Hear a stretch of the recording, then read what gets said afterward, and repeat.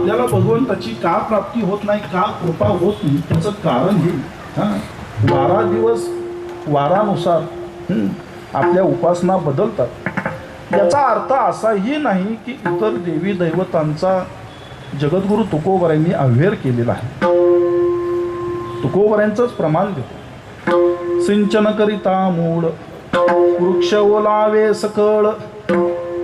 वृक्षाला पाणी देण्याकरिता संबंध वृक्ष भिजवण्याची आवश्यकता नाही, त्याच्या मुळाशी सिंचन केलं की पाणी बरोबर अगदी शेवटच्या टोकापर्यंत जातं। झाडाच्या प्रत्येक फांदीमध्ये, प्रत्येक पानामध्ये, फुलामध्ये, फळामध्ये, शेंड्यापर्यंत तो वृक्ष संपूर्ण जलमय होतो, फक्त वृक्षाच्या मुळाशी सिंचन केल्याने।